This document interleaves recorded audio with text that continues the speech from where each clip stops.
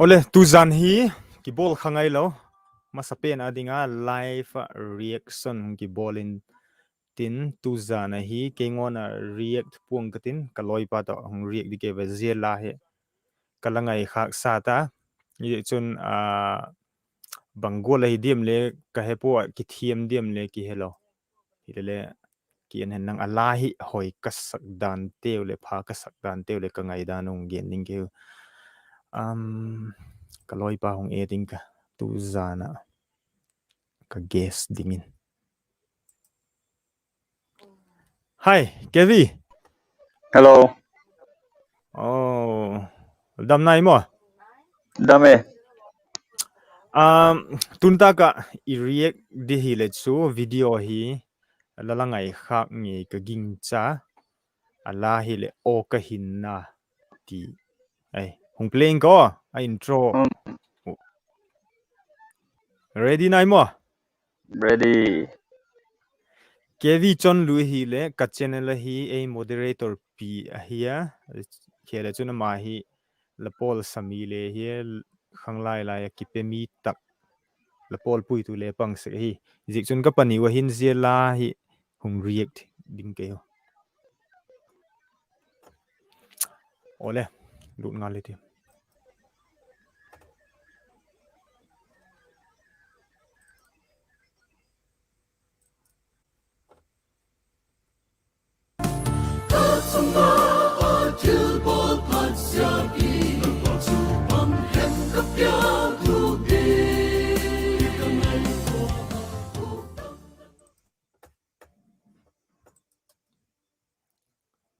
la he kha e la cho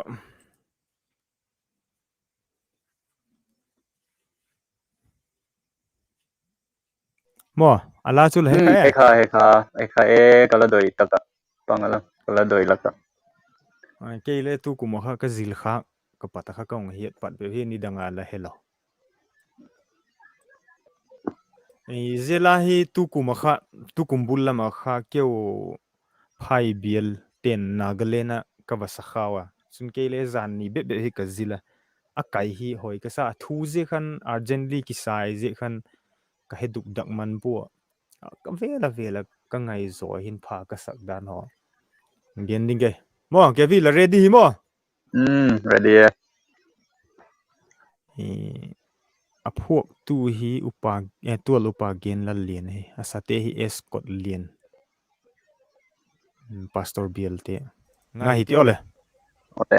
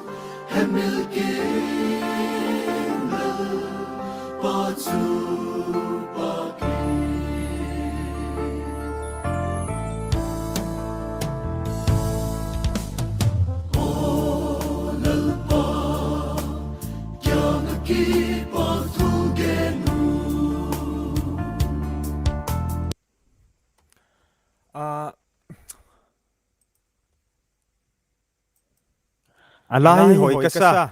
je angai tu ten aleng aki ngai zo main le ala share dingin ka hung dona original link khile comment box a hin hung peding ka hi tun jing kom hin ala like kun la hoile sakwele ala ile ala share so na ei mila he su popularity ti ki chiel naw hi tun reaction ki bol ma in aleng alai khat ve ngai zo khot dinu azole athu asak dan ho ki viek dinge ole a link hi hung pieng katin a share ngom ten la share dingu angai khanai lo ten angai dingu ye zo pha chule ala hi a fullin khat ve ngay để mình mua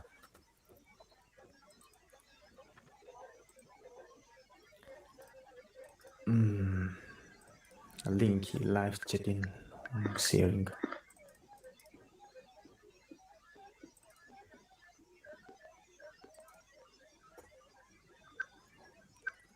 alahi fulin ngay ti wala khatve bulla patin comment bol man okay we are good to go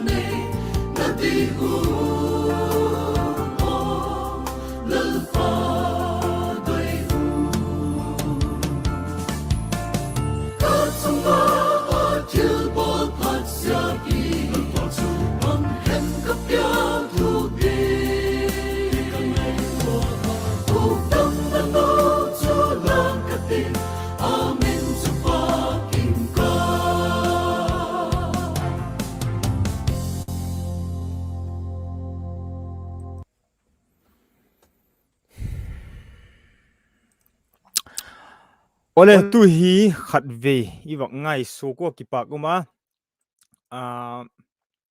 vai pay celebrities corner ten pata hello ball hoye hello vai pay celebrities corner ka hiat khil lo le anei tu pa hi Francis Mimin hidin ka ging cha hung riek zia teo ala en zingwa i khat ve wak ngai zo phot dikiti je khamo i tu hi hung riek pan kaw ala kalai di leong thi UPS akichi hi tu hi hung ki ziang ding chu ka be se ya lung siat takin lai hin ei thi den san le chu akicha yang ding ai le thi man riek zat yang hi te Kin lo de bowling lo le team ya la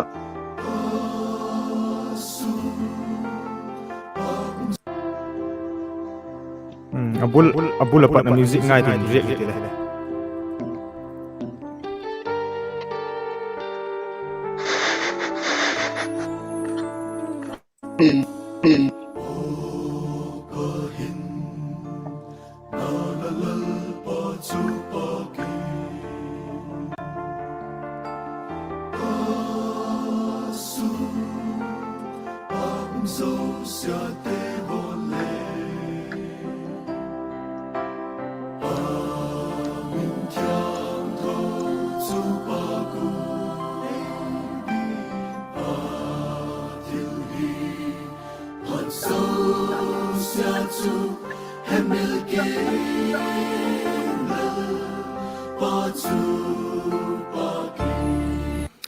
Ole kevi nang hung riek masala ipaguma ala riak dinga kom the amasan ipak thu gong ge na cherubim mobile studio ma home recording ipak thu gong ge na chun ilahi ka gen khela lo le 2018 pangmol khom pi khale gilgal phai bil la pol ten le kisa in ke he mo la pol la ka chu hoi ka sak pol jo here chun abul ki patna hi a music to all cha hong ki patna hi a flow hinal ka sa neu khat ahong ki pana chun athunon lu theng yang lo mo neu khat intro part bolin achi in kangaya hi kha hoi ka sa je khela chun male voice in ahong ki pana abana soprano te nong humming ki tumo ni kha achi dan kha nal ka sakop maya I chanchu tu tieng chu hi chanchu hi nal ka sakna i lagen dan chu a music lo le ala hi music gola beating hi lati nai chu mo flow kha hoi ka sa okay ke reaction chu hi le a music kha ahung ki pana je tak lai tak hi wa ngai ki ti khat ve I nal ka sa a music hi a feeling a om dan hi ka feel pi top a music che dan to pho pa hi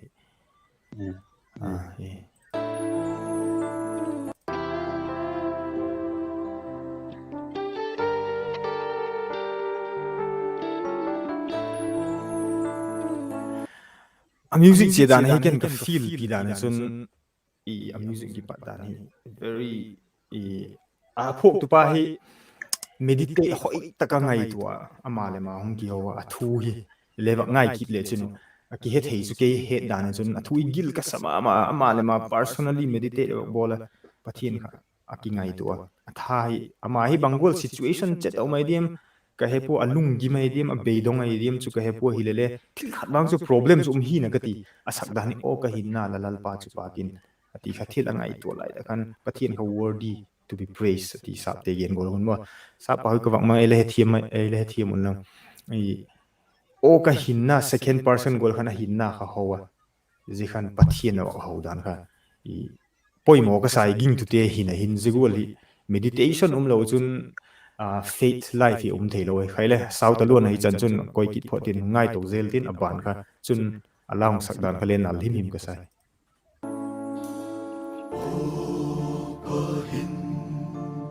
na la la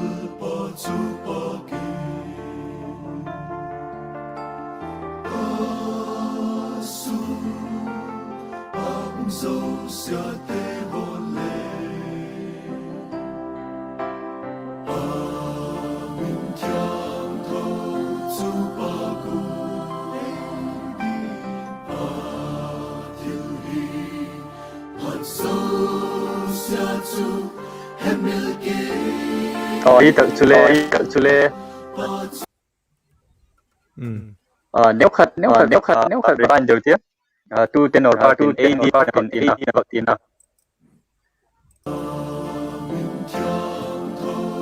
hi đặt tak sumo tên ở ông đi na chun next line ông ton kha ông chia thành pen kha asa hin le emotion hi carry ma wei mo asa ko hi o le ki gola thuna hung thum dul pen hi amuna ongol han ke su music ka ngai pha ka ki gel sika so feeling se ma jing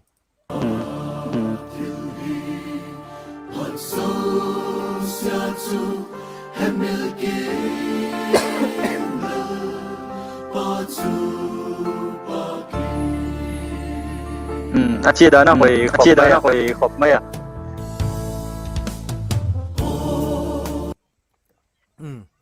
Aidin của tenor pen azo akili azo si Hamilton mo hi không ki zui pe mo không ki tu chia dan kha ken le hoi ka sak ma kha chu ahung chia a music hung ki pana je khan phur taka ama le ma kha pathiana mo pathian anaya a hinna kha I ging tu khat hina chun mo pok na kha pathian pa gai ti chu akilang ma mai ta khan excited taka a music hung lut mo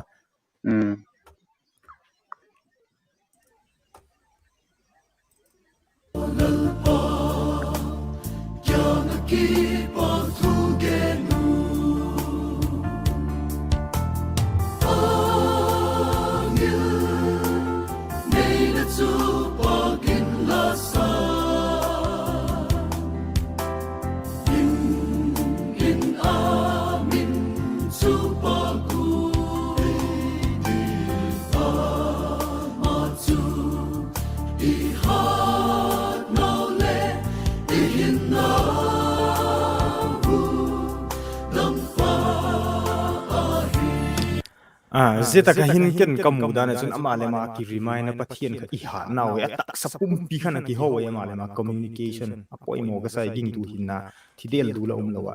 pathian in ama hu dam dan khamo ji kha phu sa asa te hile I amel le hoi theyo mel het khak le pakhat pani chu thawa bang le thiam ka sa hi mi mai Kawtlian pastor Bial te hi tu chana kalapol ngai sun vai phela ya ding chun one of the best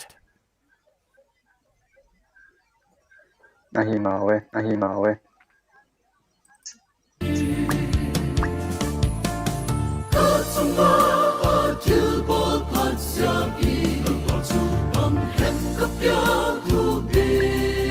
Cảm xúc hận về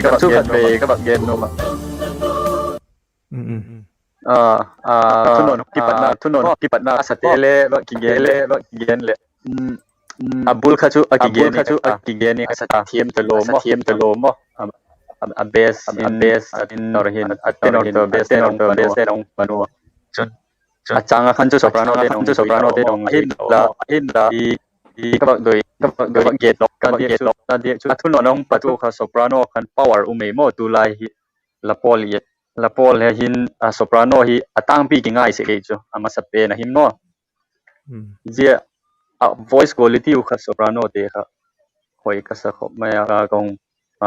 kong pa sa ti le hin mo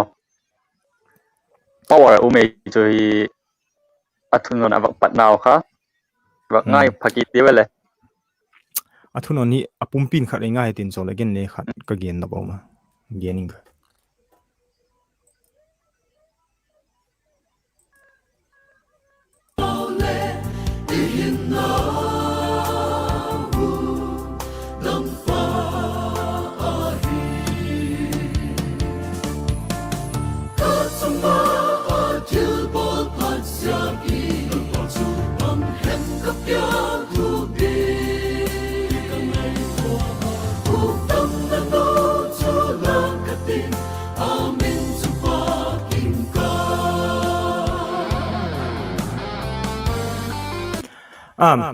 ken chu zia tak mun hi neu hat ba ke gen saude le gano ma reaction video hi alenga chiamang jeng lo ding I poimo ka sa ma jeng kha chu I kachunga thil bol phatte jekin ama hi bang hem ka piek thu ding a ki ngai thu oi Christian chu tulai chu ki ngai tu lo ki tam tai mo I Christian hi kilele bang hem ama chu pathian to ki kalu bang hem pathian chu ma ding bang hem tim lo le je hin alain ei khoi kha ka sak chu as a Christian challenge ei pi chu ka ngai tu second isu athil bol chu si ka chu pathian chu bang peding game ati ilai da khan responsibility khat chu huk dam na no chu lang gatin amin chu pak ling ka mo ati so huk dam na no ati chu ama portion ei huk dam na no pathian in huk dam na chu pi je chu ama portion chu ala ki pak ta ka pathian apak ding chu ama responsibility ati so aki he the ya saten le sa hoi ka sama ma hoi chu ke ngai da na alan ala hin ke king ahung communicate dan mo chu athunon hin adikin je chu hi in ka hi nang la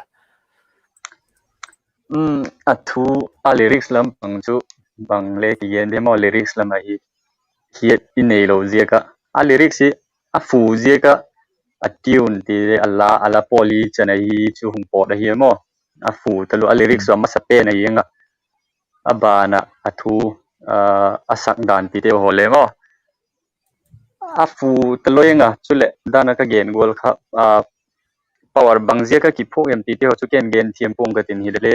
awak sak dan teo hoi ka sa talu soprano na zia power pen khamo asawa chun a vibrato ti te ho le ki chen takin mamo ke beb le pum ka tin angai zo sian le thiam san ti ni la hi hoi le sadingin ka ging chai oi aban chi ki ji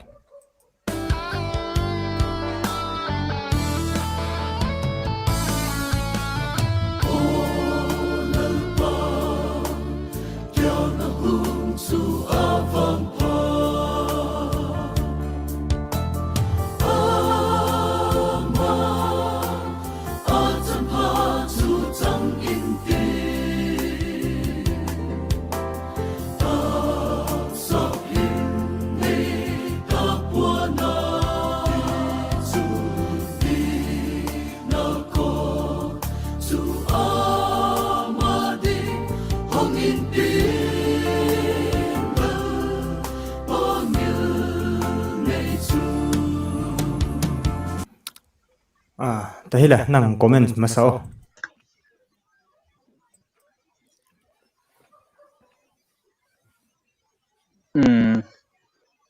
khawe play ki tia athu a lyrics kha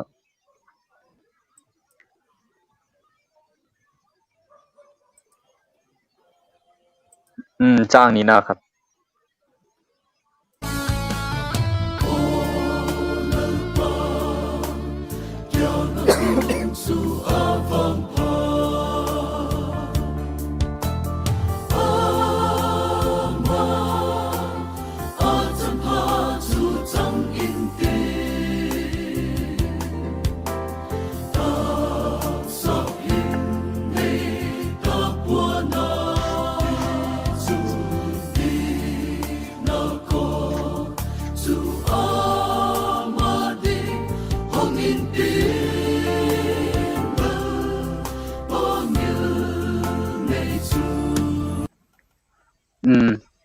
hi ta hi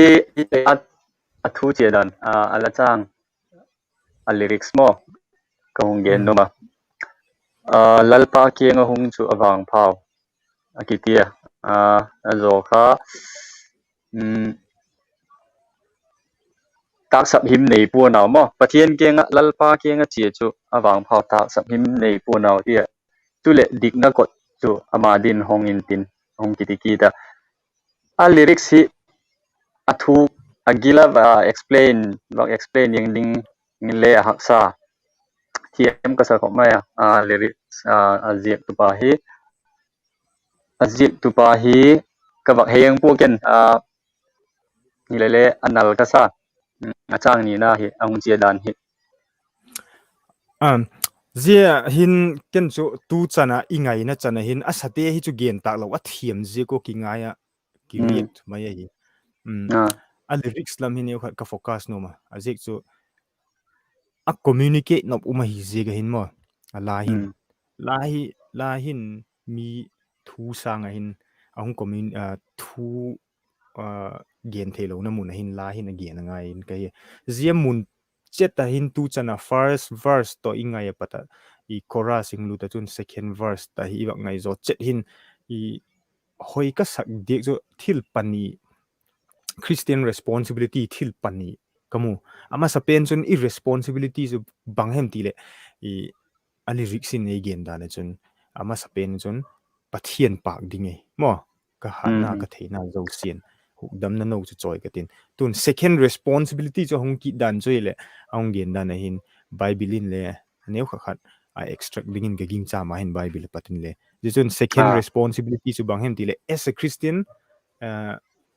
pathian representative ki hi mo ti kha akilangin ka hema mai I pathian representative ki hi ye chun lalpa kianga hungte chu koma atasam ngai po ati mo ji lai ta kha ging tu tam tak chun kele ai challenge tun a en tu tele I tu huna ala en tele ahung en ki zel ding tele question ki dot ding kha chu as a Christian la hi na pathian nung zui la hi na jo pathian ki ngai la hung le la zui jesu hin I tak sap nei lo wa koi na ti la nei la gen ngam diem ti so no le la ki dot the kele ka ki dot na I so mo guarantee pe the diem Krista phat na so la experience em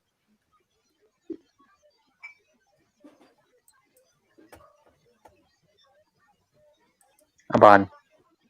chỉ kỹ dia le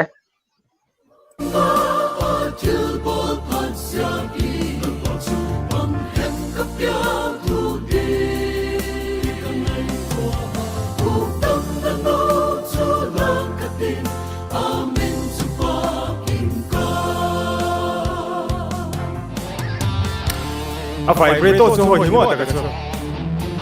về telua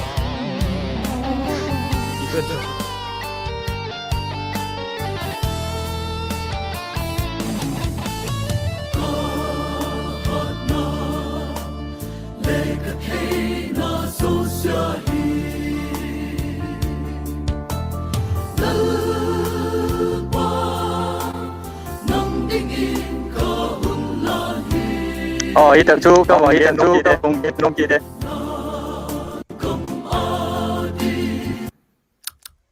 trang thùng na apat na koi gitu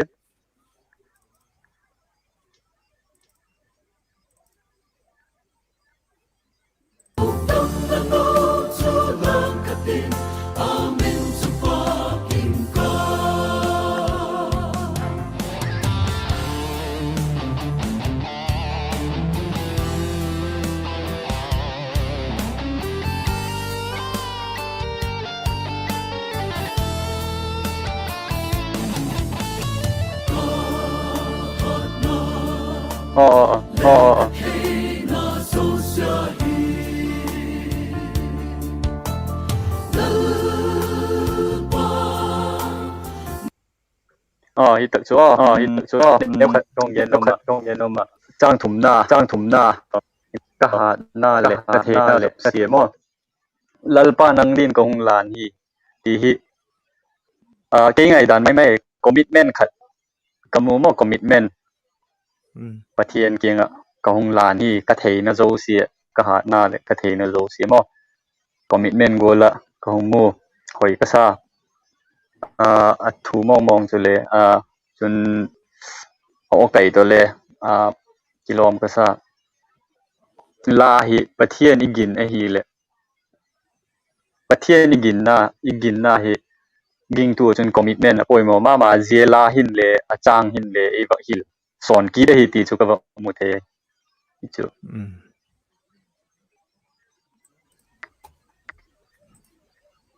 amban tu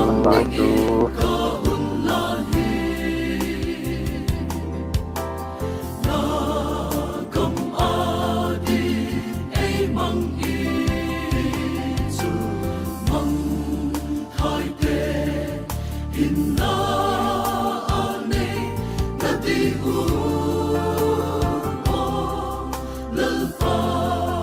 doi di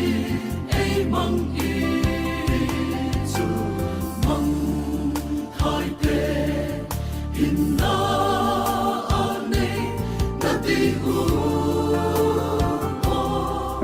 lalpa doi ale zia taka hin again hi mang thai ten hinna ani na dingun ka hinna zo si ka theina zo si lalpa ei mangina ti hi pangolin langa e christian tam tak hin ai lo la nang tu din mun chun hi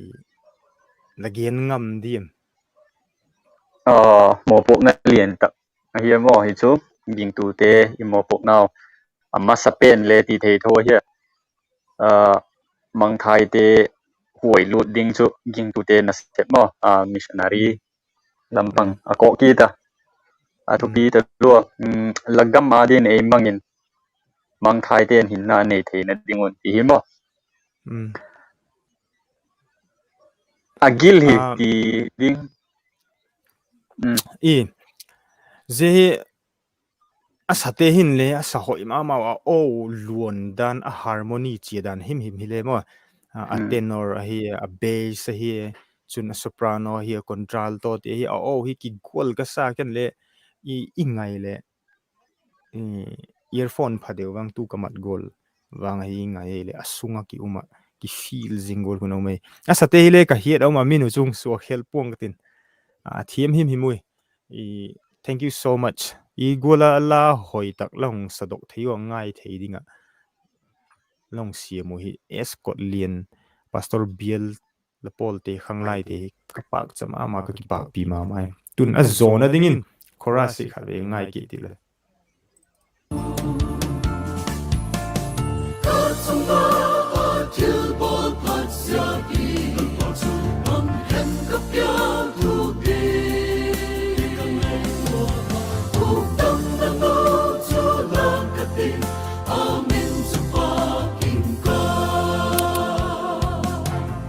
asate hile ne khat atop na dingin ka comment no khat mo asak danu zia ka screen ka aroma sumi zo sin tam zone heading wa now scene in doi kim ma hi artist thiam ma khare abang chuile asate mong hi khabi ba kiri at last na dingin chorus playing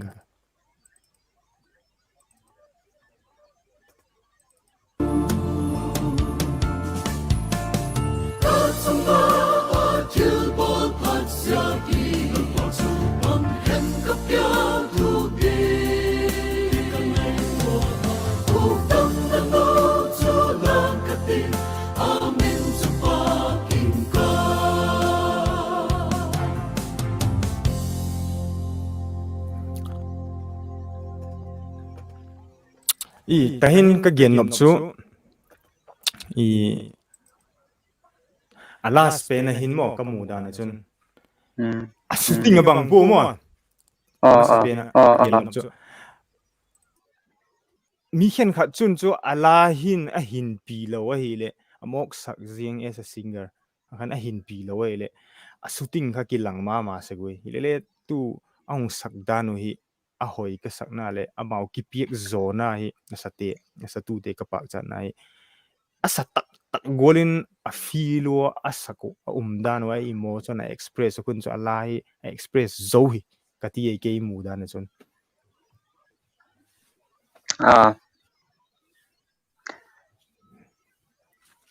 each and every part te khamo tenor hi hen lang bass hi hen lang contralto chun soprano mo each and every part a part jo sia a choir a lengo kha amao part chiet kha hoi devin asawa mo a lenga khan iwa ngai khomai le aluang hoi khom ni ei paw ba gen le hin mo